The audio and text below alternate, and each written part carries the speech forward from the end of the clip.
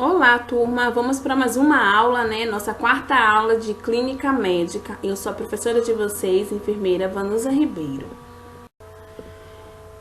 Então, hoje o nosso assunto será a assistência de enfermagem nas afecções do sistema hematológico. Hematológico lembra-se de sangue. Então, vamos falar agora sobre os elementos figurados do sangue. Espero que vocês ainda lembrem algumas coisinhas, né? Porque vai ser preciso justamente para essa disciplina, para esse assunto. Então, os elementos figurados do sangue. Nós temos o glóbulos branco, os glóbulos vermelhos, as plaquetas e o plasma. Os glóbulos brancos envolvem os leucócitos, né? O macrófagos, o basófilos, também os neutrófilos, os monócitos e também os eosinófilos. Enquanto os glóbulos vermelhos, nós temos eritrócitos, as hemácias, as hemoglobinas. E as plaquetas, o plasma, né, que é a parte líquida do sangue. Então, hoje vamos falar sobre anemia. O que é anemia? A anemia ela é definida pela Organização Mundial da Saúde como uma condição na qual a hemoglobina no sangue está abaixo do normal. E com isso, dá um resultado de carência de um ou mais nutrientes essenciais.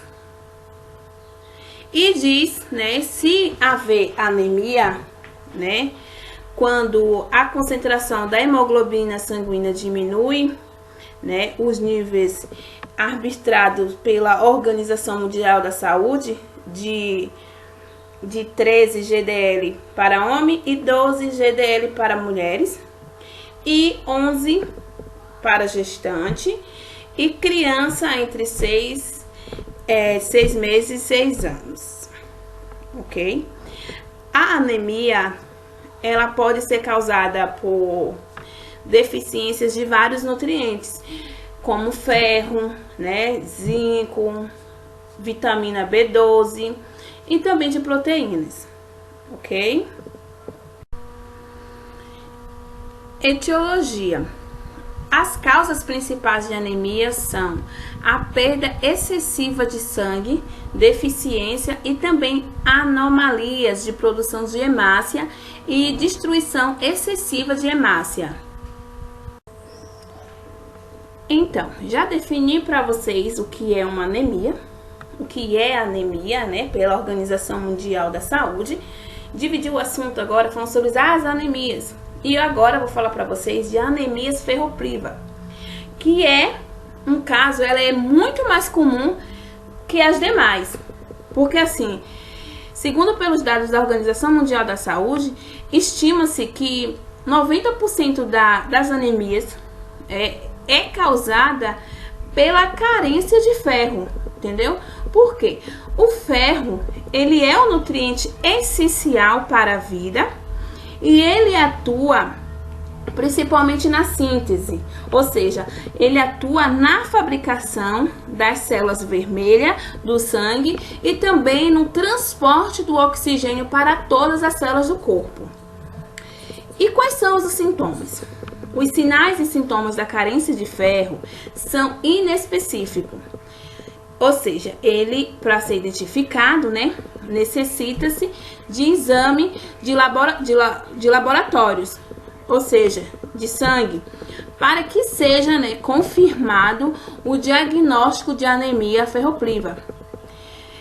Os principais sinais e sintomas são fadiga generalizada, anorexia, que é a falta de apetite, palidez da pele e da mucosa, que é a parte interna e que é a parte do olho e também da gengiva, menor disposição para o trabalho, dificuldade de aprendizagem nas crianças e apatia.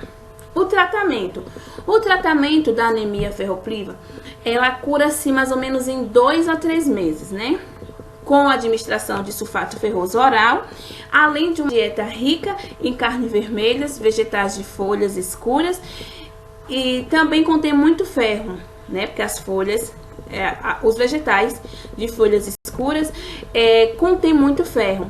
E também inclui os cereais, né? De modo geral. E não esquecendo, né? Em particular, o feijão e a lentilha, que são ricos em quê? Em ferro. Anemia perniciosa. Essa anemia, né, anemia perniciosa, a vitamina B12, ela é indispensável na espécie humana.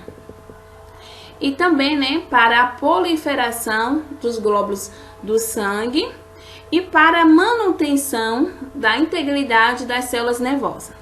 Então, assim, a vitamina B12, ela só existe no reino animal.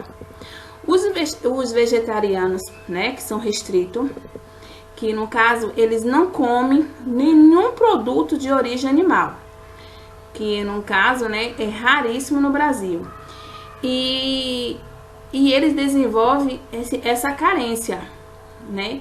A falta de vitamina B12, ele causa anemia e também alterações neurológicas, que são progressivas e mortais, se um caso não houver tratamento, entendeu? Porque a vitamina B12, como eu já disse para vocês no início, ela é indispensável na espécie humana. E quais são os sintomas? Os sintomas são glossite, que a língua ela fica vermelha e ardente.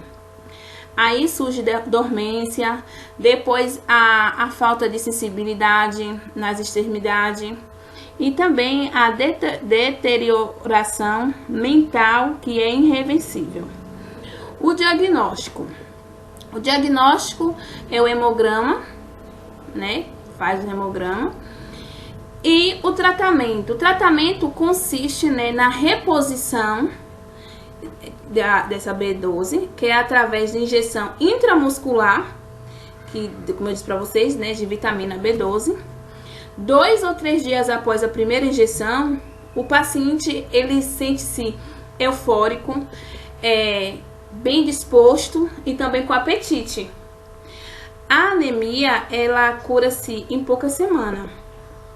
E os sintomas neurológicos, ele vai ser mais lento. Hemofilia.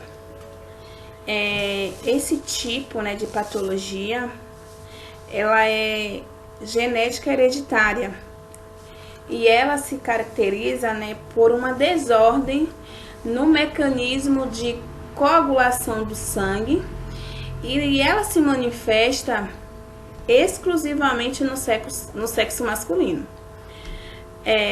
A causa dela é o gene, né, que causa a hemofilia. Ela é transmitida pelo par de cromossomos sexuais XX.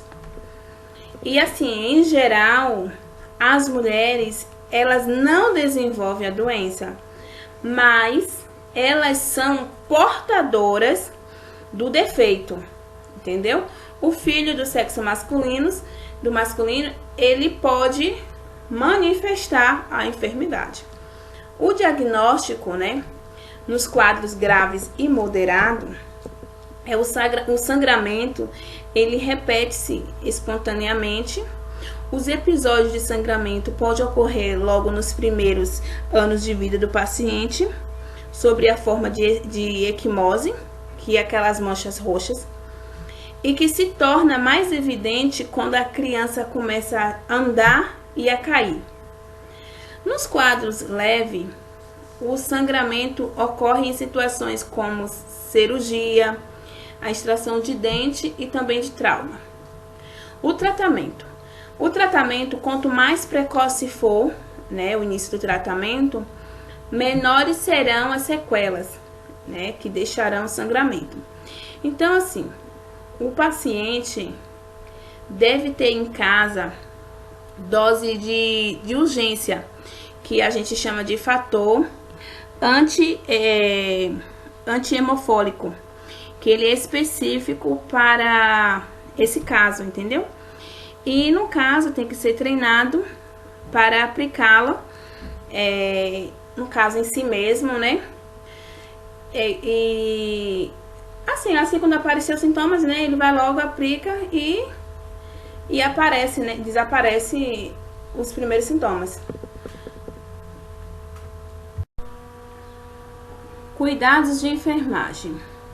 O cuidado de enfermagem é proporcionar suporte emocional, orientar a modificação do comportamento, adaptar-se às limitações impostas pela hemofilia, administração de fatores de coagulação conforme a prescrição médica, realizar a crioterapia, orientar o repouso e imobilização dos membros durante o sangramento, administrar analgésico conforme prescrito, informar sobre o analgésico que deve ser evitado, como aspirina, né, também dipirona. Diante do sangramento, instruírem rapidamente a terapia substituída pelo fator de coagulação, administrar fatores de coagulação prevenientes antes de atividades que ofereçam risco e orientar e ensinar precauções contra o sangramento. Eu espero que vocês tenham gostado da aula e até a próxima aula, que vamos falar sobre assistência de enfermagem nas afecções do sistema digestório.